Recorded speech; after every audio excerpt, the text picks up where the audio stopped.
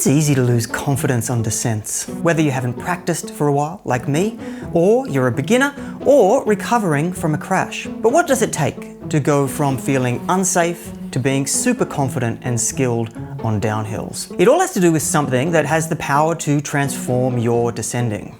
What I've uncovered is like nothing else I've seen before. In fact, the tools and insights could be the game changer that you've been waiting for, with one of them potentially being the best thing you've ever heard. It will fill you with confidence and make you faster. And it all starts with something called skills training that helps cyclists develop their technical skill set, but there's more, as I'll also be looking into how the latest science on descending can help us.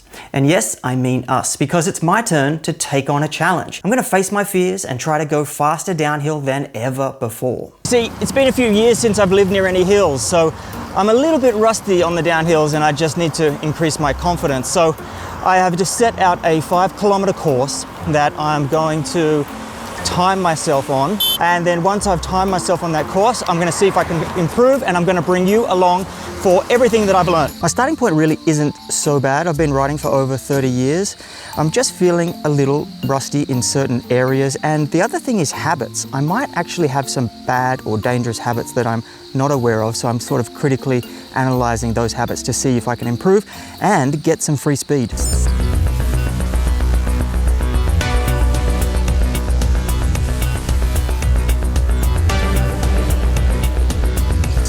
I just finished the first run down the hill. I did it in 8 minutes and 20 seconds. It's 138 BPM average and 35.8 kilometers speed average. It was a little bit sketchy because there was a few cars and extra things that I didn't account for. But overall, I felt pretty comfortable on that descent, but I do know that I can do better. I'm giving myself 2 weeks to ride the course faster and safer, and my goal is 13 seconds faster. But why 13 seconds specifically?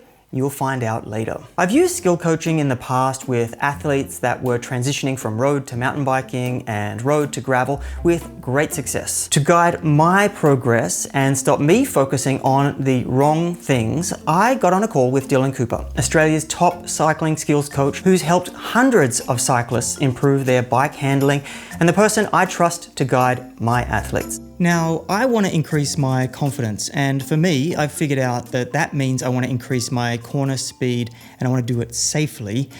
But confidence means a lot of different things to a lot of different people. So what types of goals are people coming to you with? Goals vary from not wanting to crash so much, so obviously gaining control so that doesn't happen, to using that same control and advancing it to go faster and have advantage over their rivals or mates or whatever it is. The other one could be simply efficiency. So they seem to go fast, say in a road race down each descent, but they're gassed by the time they get to the climbs or pedally sections. So that efficiency that comes with descending well without being on the limit.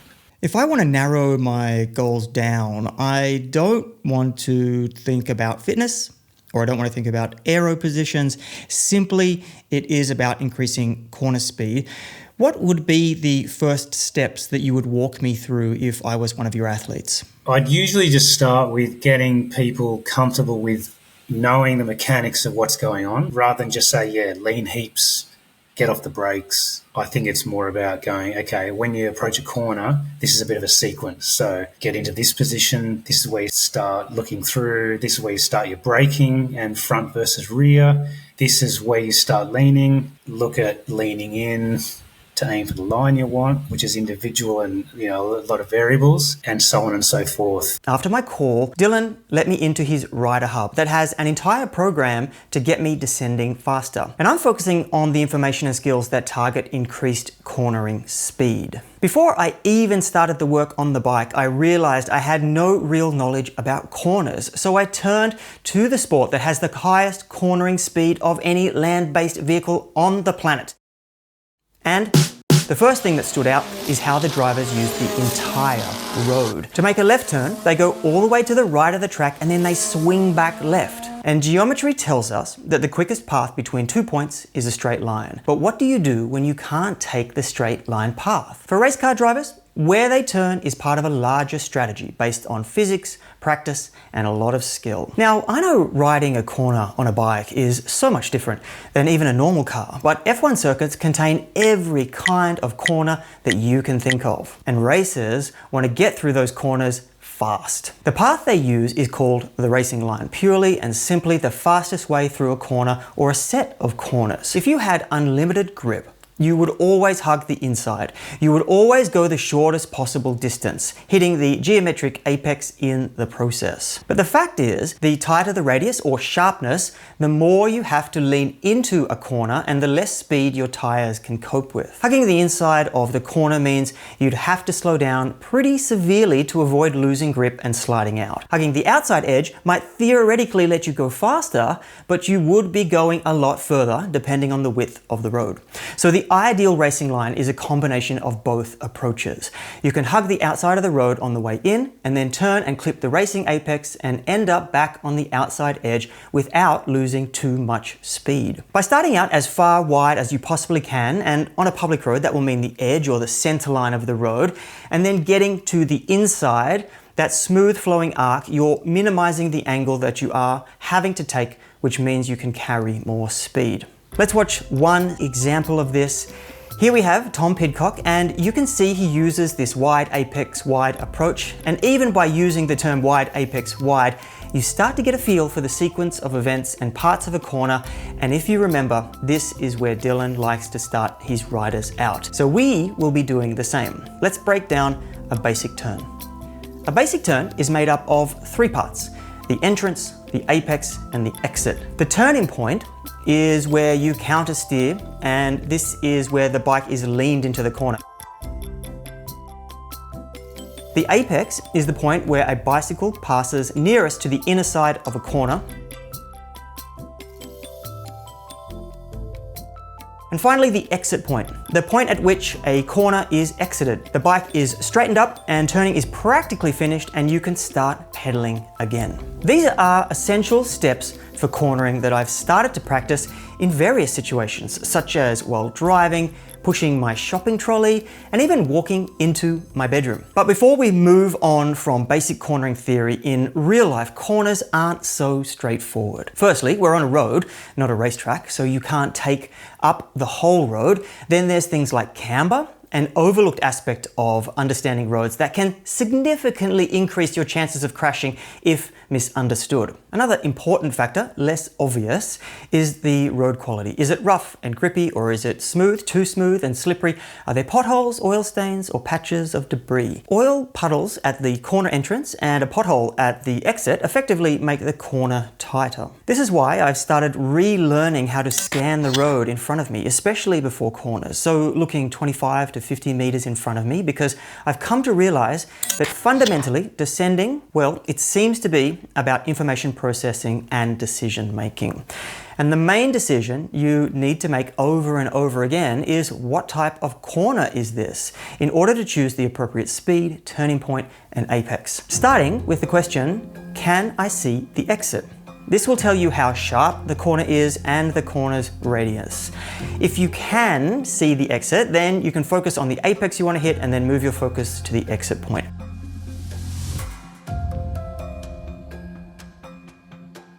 If you can't see the exit, then indirect indicators can be used. So watching a tree line or a fence by the road and watching it turn, or reading traffic signs that signal tight corners. Let's see if you can spot the exit and the corner type in this short clip of Philippe Gilbert descending solo on stage 16 of the 2018 Tour de France.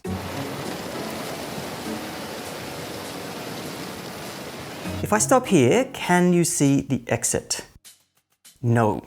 This is a blind corner, meaning we don't know the radius of the corner or how sharp it is. Can we get clues about the sharpness from anything else? The wall on the side of the road, the sign, and I wouldn't rely on the motorbike because it takes a really early apex. All right, so it's a decreasing radius left-hand bend, and he must have misjudged the corner because he enters this corner with excessive speed and an incorrect line. His trajectory leads to an early and shallow entry into the left bend, resulting in, well, a not so nice ending. And this shows just how tricky this is, that even a pro can get it wrong. I'm using this type of corner as an example because the combination of blind corners and decreasing radius turns pose significant challenges for cyclists due to obscured sightlines. It's best to take a wider entry in order to maximize how far around the corner a rider can see. Gilbert's line would have been somewhere over here to the right. This highlights one of the most important safety lessons that I've come across. Corners with poor visibility can often hide danger, parked cars,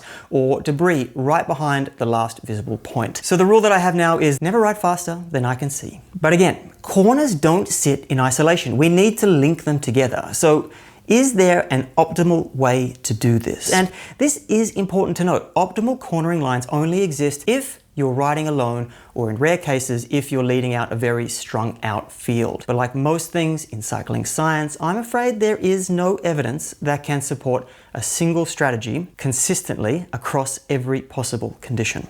Most corners are complicated, and there's an endless variety of corners in which there's different combinations of radius and camber. So the racing line you choose for a particular corner is almost always a compromise. Take this set of corners from my downhill course. You're at the end of a very long, fast, straight section. Then I end up in an increasing radius corner, then quickly into a hairpin where it gets tight up in the opposite direction, and then it's followed by a long double apex right-hander and finishes on a tight increasing radius left-hander. Judging by what we've been discussing so far, you'd probably say you need to compromise your exit here so you wouldn't go all the way wide. However, in this example, you almost do the counterintuitive thing based on what we've already been learning. This corner is a long double apex. It nullifies most of the benefit you would get from going wide and cutting back towards it. It's better to aim directly for the second apex, trying to compromise the initial left-hander.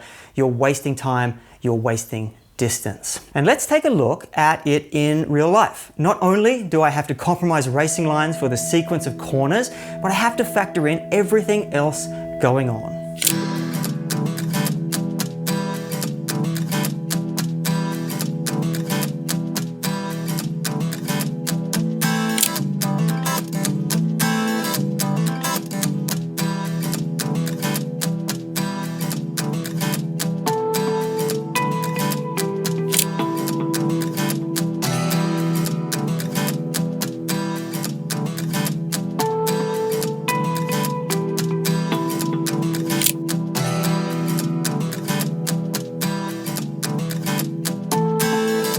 This is why it's such a complicated thing and doesn't have an easy answer. Now, I've mapped out my course to give me an idea of what types of corners there are, and I'm working on this skill consciously by taking the time to do this. But as we've seen, even in this case, there are elements that are changing every single time I go down this course. So even if you can pick out a fast racing line, it doesn't guarantee that you are finding the limits of your grip on the road safely. And because grip is all about traction and braking and cornering, there is a safe way we can measure it so that once learned will help you compare your progress over time and to the best in the world. Surprisingly, many people don't even know about these two tools that have made it over from motorsports to help cyclists know the boundaries of traction. One of the craziest things that I learned while researching descending is that traction is everything. Like seriously, everything. All descending skills are about maximizing or maintaining traction. So every adjustment in body position, braking, line choice, speeds is at its core an effort to optimize the grip of the tires on the road. And if I'm going to beat my personal best on my 5-kilometer downhill course, I will need all the traction I can get. But there's a problem. How do I know where the limit of my grip is? I mean, there's the obvious going down, sliding out, biting the dust when you lose grip. How about a safer way? This is where we turn to science. Now, performance in downhill road cycling is understudied, but there are some interesting papers on bike handling because they borrow the most valuable tools used in motorsports. And it blows my mind that more people are not talking about these studies because they are genius. One study used mathematical modeling to find that a virtual rider had a 10% improvement if they could get a 13-second gain on a 5-kilometer descent. So this is why I'm aiming for a 13-second saving on my course, and I'll use multiples of 13 seconds to measure my improvements. Back to our problem. How do we know where the limit of our grip is? Well, we can get this information by using two tools repurposed from motorsports. They've been used in a couple of studies and they do transition really well into cycling. Like, check this out. This is my skill level. And once you get the hang of this chart, it's clear at a glance there's room for my improvement. Everyone has a friction circle of their own, properly called a GG diagram or a GG plot because it plots G-force longitudinally, acceleration and braking, and G-force laterally, cornering left and cornering right. Even the best sprinters struggle to reach a little over 1G, 1.026G when sprinting, 0.4G on the brakes, and around 1G sideways. So this sets our limits of our bike's ability. Some pro riders will be able to get closer to the edge of traction some of the time, which is fastest. New riders, well, it's safer that they avoid the edge of traction, which they would do anyway and might look like this. Brave but somewhat clueless riders can push the limits of cornering without increasing acceleration or braking. This is me, so I get this slightly larger ellipse. Fitter and more skilled riders are cross-shaped, pushing closer to the limits on corners and brakes and also accelerating harder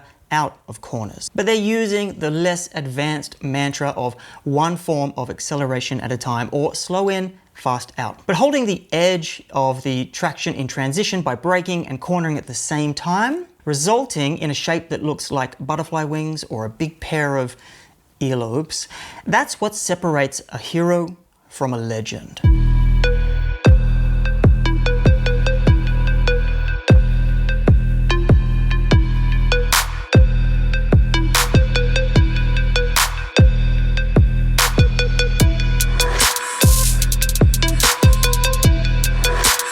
Sometimes riders push the limits by accident. Take Tom Pidcock's move around the outside of this rider. You can see the little bump that takes him right to the outer edge of the diagram. Super sketchy. It pushes him right to the traction circle, marking the limits of the bike's grip. And I am in no way advocating that you go out and find the real edge of your bikes and your capability. But to get faster, how am I going to widen the hole in my GG plot safely? Well, the answer doesn't come in the form of low percentage moves like Pidcock's, and this includes his world-class snap to get out of corners quickly. Nope, for me and you, it's going to be about mastering from the turn-in point to the exit, starting with trail braking. Cloaked in mystery and hesitation, it's the black sheep of cycling techniques, as it's really something to learn after you've mastered traditional braking practices. But we all know how to hit the brakes before the corner, so just trail off while adding a little cornering force. Technically, this is the difference between coming off the brakes at the turn-in point versus trail braking from the turn-in point to the apex, where your rear brake is your traction dial, because on a road, motorbike, trail braking is done exclusively with the front brake, but on a bicycle, it's your rear brake. So the less experienced rider will brake and release and then lean, while the more experienced rider is able to brake and release as they lean. And that's all trail braking is, and it's how we build out our GG plot. The question is, how does one do this safely? Braking while cornering reduces traction and slows you down. However, late braking can compensate for this if done skillfully on the right line, yet entering corners faster possesses risks to your life and safety. So knowing that braking in a straight line is best for panic braking or when you don't have a good feel for braking is important to know. So if you're ever unsure, keep it safe and do your braking early. Don't use the brakes through the turn. You'll have more traction and more margin to handle unexpected hazards. But if you want to try trail braking, the first thing to understand is that it's a game of lever feel. And this, my friend, is where I'll spark up the rim versus disc brake debate. See, lever feel is all about modulation. Brake modulation is simply controlling how much force you put into the brake rotor or rim with a certain amount of lever pressure. In other words, it allows you to adjust your speed as much or as little as you want without losing traction, unless of course that's what you want. Peak braking power is right before you lock up, making modulation crucial. You need a brake that's controllable at the edge of lockup. Excellent brake modulation is predictable, but if input doesn't match output, trust in the brakes is compromised. Brake caliper flexibility, excess cable friction, poorly bled hydraulic lines, soft brake pad materials, or poor brake lever design can cause inconsistent force at the caliper. Look at these examples of modulation. Low modulation, the brakes are too stiff and lever position provides little feedback. Too much modulation, brakes flex too much and the lever bottoms out, resulting in weak braking. Ideal modulation, where brakes provide feedback in the lever position and brake power is fully utilized. This is why discs and hydraulics are better at matching brake subtraction with lean addition, helping you perfect the GG trail brake. Once you're at the apex with brakes released, you still need to reach the exit point. This section of the corner, and this is the point of the GG plot where you can still reach peak cornering G. By peak, I'm not referring to maximum traction, but rather expanding your plot slightly. Achieving this is simple. Just continue leaning. Well, not quite, as you're centimeters away from disaster at this point, which you can see if you look at these lean angles. 42 degrees is scientifically validated on the bike. I've always believed that I've never gotten close to any dangerous lean angles. And this includes factoring in how this limit changes based on surface and road braking. Meaning, on a flat road, 42 degrees is possible if there's no oil, water, potholes, slippery spots, or loose dirt. And my understanding is cornering G-force is determined by the lean angle of your bike. For example, at a 45 degree lean, 1 G of force is generated laterally, right around our traction limit. But lean technique also plays a part and is one of the most confusing parts of descending that I've come across. We see different styles of leaning on two-wheeled machines, but what is best for cycling? Here's skills coach Dylan Cooper to help us. Body and bike, without a doubt, should always be leaning in. Both should be leaning towards where you want to go. And I think why there's a controversy or a debate about whether the bike shouldn't do that is that people adopt what elite or expert riders do, which is get on the inside of the bike. The misconception is that you get your average punter who is going slow. They try to lean in on the inside of the bike, almost like a MotoGP rider, and it's a horrible feeling because they're, one, not going fast enough to be stable. They probably feel like they're going to fall in. And two, it creates oversteer with the bars because it just pulls the bars in when you don't want them to, and that creates oversteer and brake traction on the front. Whereas if this is done correctly, which is high speed entry, not over braking, obviously MotoGP riders are going like 300k an hour plus into maybe 3 corners. You know, road cyclists aren't doing that speed, but I think there is a minimum speed. I think it's about 50k an hour. That technique feels good because you don't feel like you're going to fall in. So leaning is essential, but the best way to learn how to lean seems to be not to think about it, meaning it's a meaningless thing to think about. Leaning is a byproduct of better technique. The technique is how you lean, and that is what you should be thinking about. Focusing on the fundamentals of a corner will place your body in the best position to take high-speed corners automatically. Once you've mastered these, you will naturally be leaning towards where you want to go without oversteering. At lower speeds, counter-leaning gives you a way to balance and save slides, yes, even on a road bike, while you're also giving you a complete unobstructed view in front of the bike. So as long as you're maintaining this position from the turn-in point, you can continue like this to the exit point, as ideally maximum lean angle has already occurred before the apex. In my first run down the course, you can see I really wasn't pushing it too hard, 41 degrees being my max, but man, only for a brief second, and it's probably an error in the data. So I am pretty conservative. So let's take a look at a rider that's far more of a risk taker and an aggressive pedaler than pure descender. Tom Pidcock. There's an old quote in cycling: you can't win a bike race on the downhill, but you can definitely lose it. But I guess the first person that said that had never met Tom Pidcock or Chris Froome, Peter Sagan. Anyway, we can see in real numbers how close to the limits he rides by looking at his lean angle on that stage, stage 12 of the 2022 Tour de France. You can see hitting 40 degrees, and with some banking, he hits 48 degrees. Madness. But if we take this even further and plot this entire descent, we can see his pattern and how much of the traction circle he used. Now, take this data with a grain of salt, as we can't confirm its accuracy. The course is different, etc., but it can help us see some trends. Like, I can see he is accelerating in corners a lot more than any specific braking control or aggressive pure cornering. He does, as we can see here, push the limits of braking Gs, where 0.4 is really the limit, but he hit 0.45, and it's either a data error or he really is pushing the limits. And with that, we have expanded our GG plot and have the tools to ride faster than ever before. But I hate to break it to you, even if you master the GG chart and you learn how to trail brake, the truth is you may not be optimizing everything you need to descend faster. And like using these tools, it's more than just saying stay relaxed.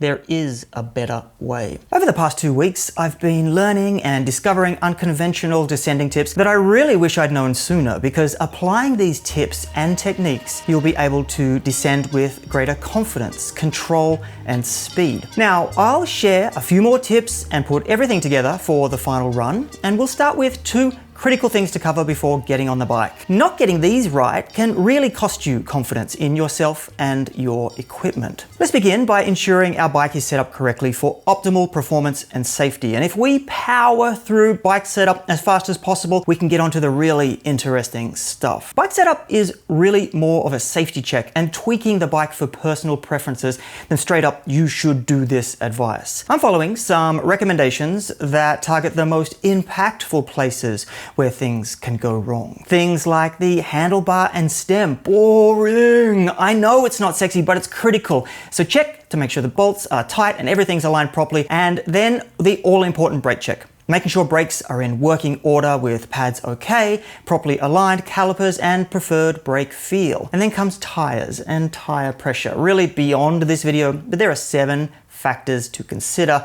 But I started with the tire manufacturer's recommendation and then fine-tuned the pressures. So personally, as I'm limited by my rim type, hookless, so no more than 60 PSI for me, and more pressure in the rear to account for the 8th consideration, weight distribution. You can measure weight distribution front to back using bathroom scales, but this really just means you can safely drop front tire pressure since it holds less weight. So I've ended up with my non-road tires with 50 PSI up front and 55 PSI in the rear. With our bike setup optimized, let's shift to the most underrated parts of descending: headspace. I've said it many times already, descending is a decision game. And to make the best decisions for speed and safety, you want to regulate your emotions and just remove them from the equation. Easy to say, hard to do, I agree. And on my first time run, I got caught up in chasing a motorbike down the hill, ignoring my initial intentions of riding safely within my comfort zone. So how am I preparing mentally now? Well, I've decided to use a mantra specifically for downhill. This has been done before with common mantras like smooth is fast and fast is smooth, but this is technique related. So my mantra is to aid concentration and regulating strong emotions like fear or anxiety, or even worse, emotions that amplify the ego. You've been doing this for years. You can go faster. Settle down, big boy.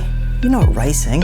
Plus, what if you crash? To keep both of these guys at bay, I've decided on the ride smooth, ride safe, keep your emotions in place. Moving on, we can now jump on the bike and put it all together. And I'm going to cover aero tucks and cornering technique. Let's imagine we have a wide open road, a straight line as far as the eye can see. What would you do in this type of situation? An aero tuck, of course.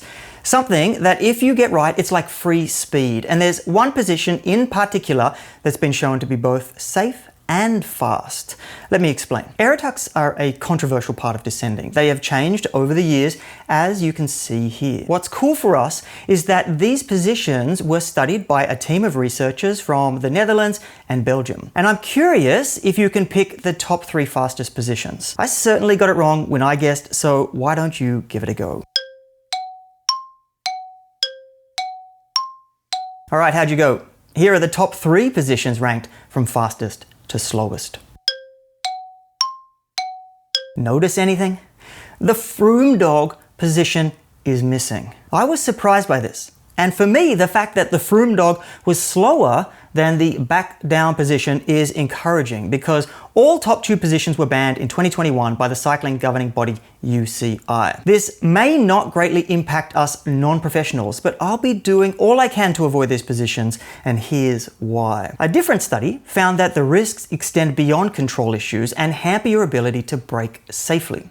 Look at this. In a back down position, the low center of mass reduces the tendency of rear wheel lift during hard braking. This study also highlights that braking safety margins improve by changing positions from Froome to seated and from seated to tucked, and tucked being the back down position. So both of these studies tell me that the back down position is the safest and fastest available to road cyclists. So that's what I've decided to use, and I'm referring to it as the nibbly position, and actually grew up riding this position, so feel pretty confident using it, except for one thing: hand position.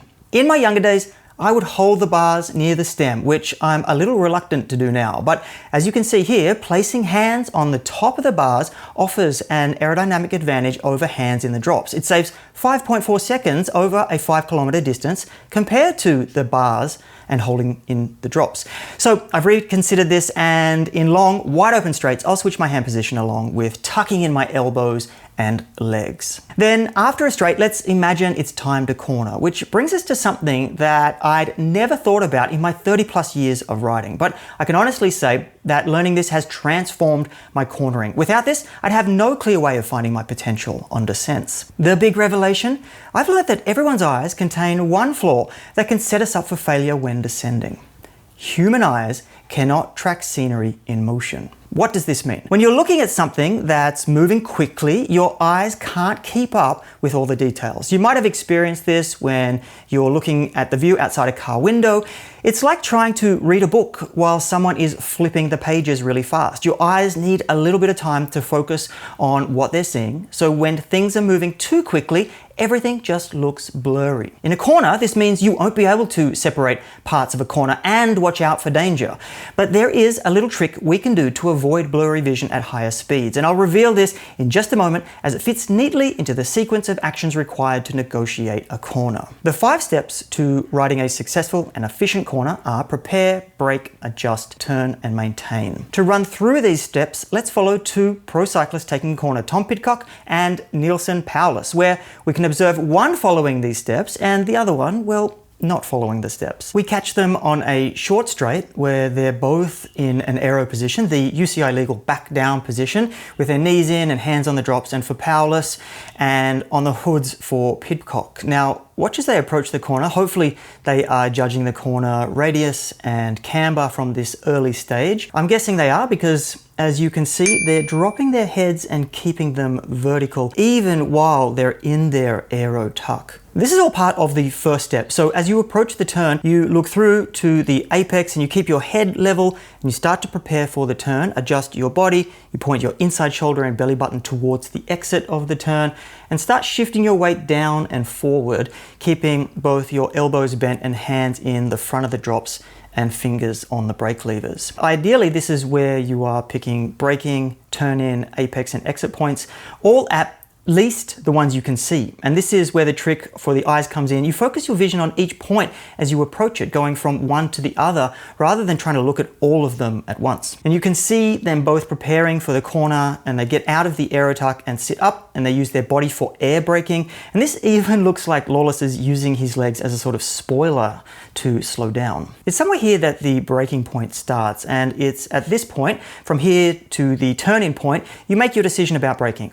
The two braking choices are scrub off as much as speed as you can in a straight line before you turn, or start braking but leave more braking to do by trail braking from the turn-in point to the apex. With braking, the general rules are you use your front brake for most of the braking power, always brake hard in a straight line, and as you enter the turn, you ease off the front brake but stay on the rear brake, and release the brakes as the lean angle increases during the turn. As we can see the difference, where I think Pidcock is trail braking because he's braking much later, while Powerless does most of his braking before the turn-in point, where he actually reduces the gap slightly by braking earlier, but you'll see why this is short-lived in a moment. Either way, now is the time to adjust your body position, and they are both doing this by getting slightly lower, ready for the turn-in point, and Pidcock is just way more aggressive and lower than Powerless. This adjustment is in preparation for turning. Now Pidcock hits the turn-in point and then Powerless, and I'll play that again because I want to see if you notice anything specifically about how Pidcock turns into the corner.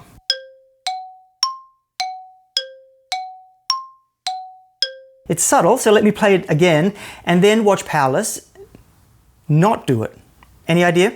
It's something we haven't discussed in this series yet, and it's the one thing I wish I'd known sooner, because this is a real game changer for control around corners, but it's another misunderstood cornering technique brought over from motorcycling that's not modified enough for road cycling.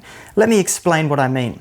When you turn into a corner and initiate your lean, the technique is called counter-steering. Counter-steering is a technique where you momentarily push the handlebar in the opposite direction of the turn to initiate the lean. Something you might already be doing without even knowing. It's talked about a lot in motorbike circles, as the weight of a motorbike demands a counter movement to lean the bike over. The principle of counter-steering is simple. To turn left, you move the bars to the right. The opposite goes for turning right, of course.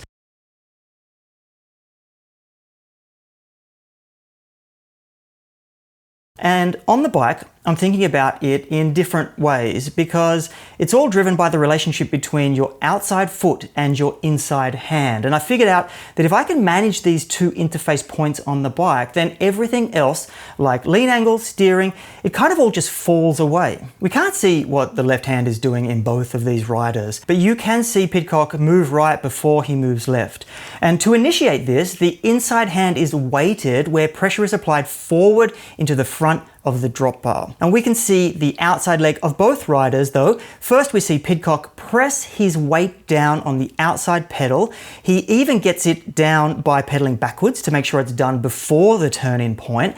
The outside foot is weighted as the leg goes down, and this action, combined with lifting the hips and the bum off the saddle just a little bit, results in additional pressure. Then here we see Powerless hit the turn-in point with pedals at 3 and 9 o'clock and slowly drop the leg as he moves through to the apex. By doing this, Powerless missed the opportunity to counter-steer into the corner. A note on why unweighting the saddle and keeping the elbows and knees loose is important. This helps traction by taking some of the suspension demands off our tires and onto our bodies. And while I'm talking about suspension, road bikes obviously don't have any suspension, so it's done by the legs.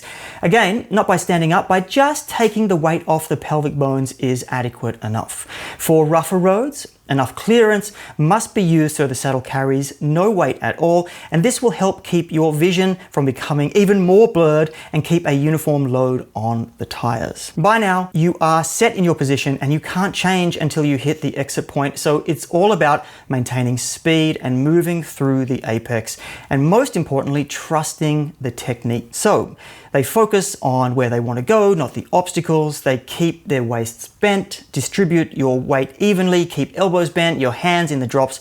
And then finally, they look ahead to after the exit point and immediately look ahead to the next section and prepare for the next direction change. And Pidcock increased the gap here with less risk because powerless doesn't look very confident or stable at this point, which looks a lot more sketchy. So in summary, when taking a corner at its limit, it will generally feel like you are bringing your weight slightly back, very low, and keeping pressure between the inside hand and the outside leg. If that last point is a little counterintuitive to you, I promise when you focus on weighting your inside hand in a hard corner, it's the biggest thing to contributing to that feeling of being on a rail, which is how you describe Pidcock, but definitely not powerless. And that's cornering covered. It's time now to reveal how I did on my final run. Was it as fast as I wanted? Not really. Was it a bit sketchy?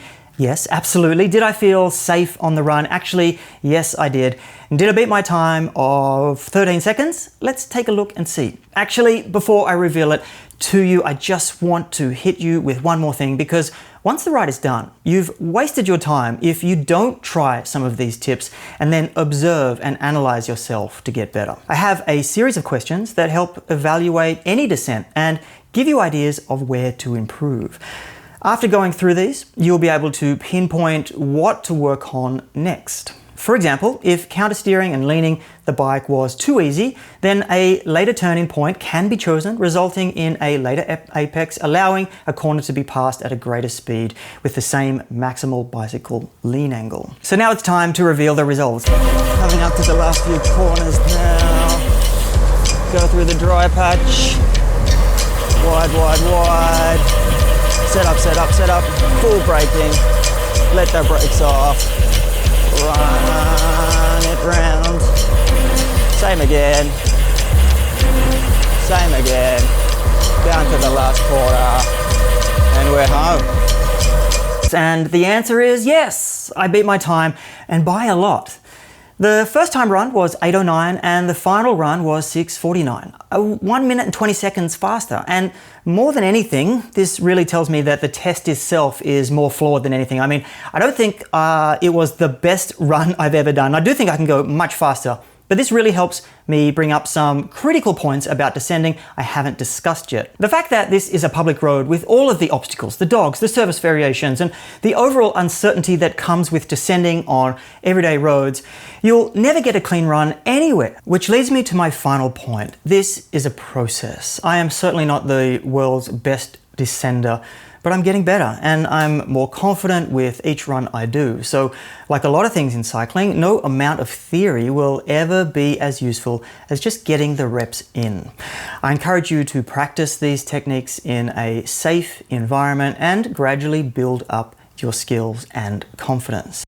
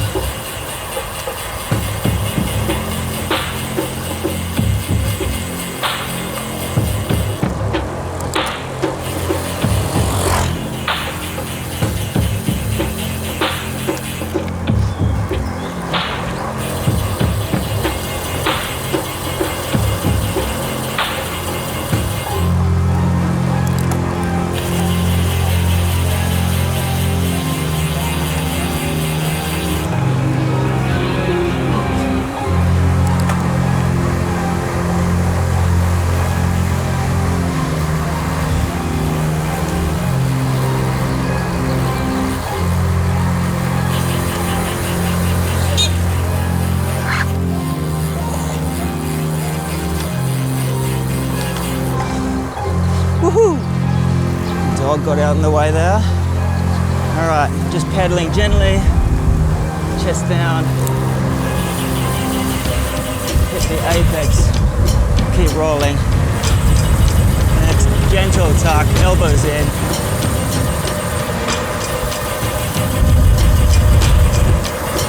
All right, this is a serious corner.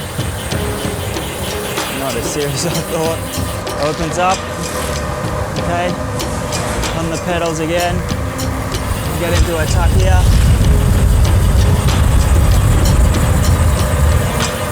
Okay, this one, open, open, not bad. Now this corner is serious.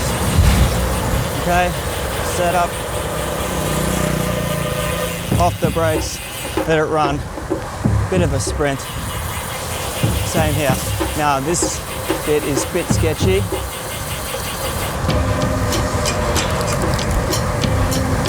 I can open it up, just be careful of barking of dogs.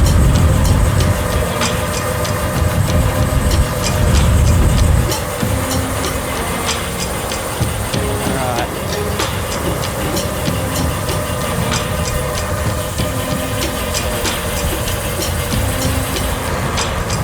Okay, let it run. Fingers on the brakes just in case. Okay, no way I'm getting my hands on the stem. Corner here, slow it down, hook in, off the brakes again, looking around, alright, there's a little pop here, okay, the dogs are the big thing here, it's alright, okay, what's this corner doing? Can I see the exit? I can't see the exit. Slow down, slow down. Okay. Pressure, pressure. Pressure, pressure. Past this dude without hitting a dog. This is gonna hurt the time a little bit.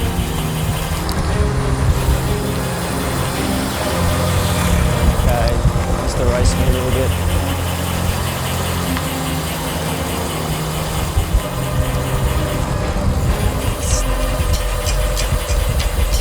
Behind this dude, I'm gonna have to sprint. Wow.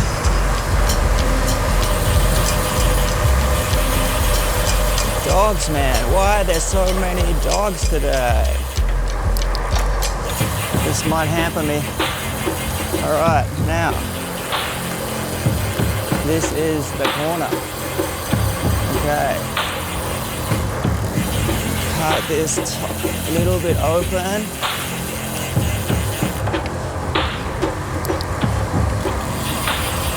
A goat there, more riders.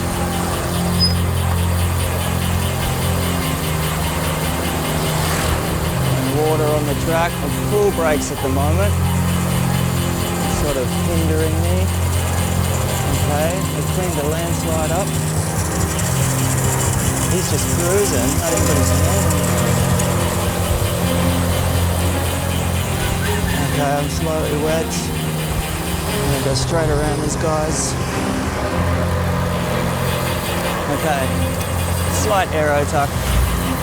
Okay, apex, exit, can't spot it, Okay, oh.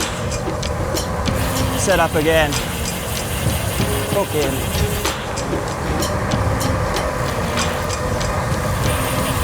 Alright, this is a pretty open corner here. I know this corner. Still brake, brake, brake. Lean. Change over, lean. Watch out for the dog. Lean, lean, lean, lean. Can pedal, it opens right up. Same here. Okay, lean, lean, lean, lean, lean, lean, lean. Taking gear. Okay. Pressure, pressure, pressure, right back here, haven't spotted the exit, hit it, hit it, hit it, cuts in pretty tight, felt good, alright, just cruising, cruising, taking this wide, opens up, once I get into the shade I can pass it through, okay. Wide, wide, wide, opens up, hit the center, braking, braking, braking, off the brakes, switch sides.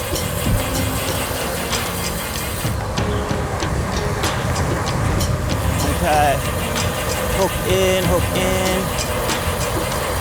Now we hit the dirt.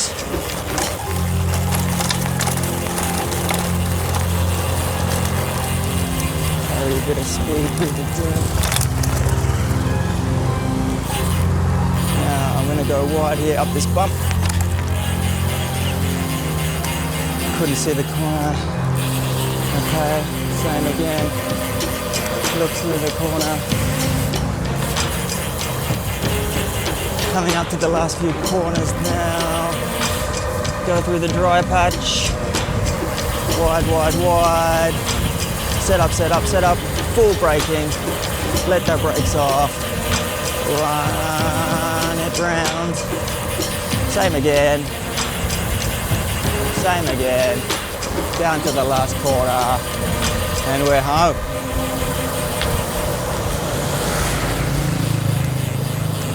All right. Stop everything.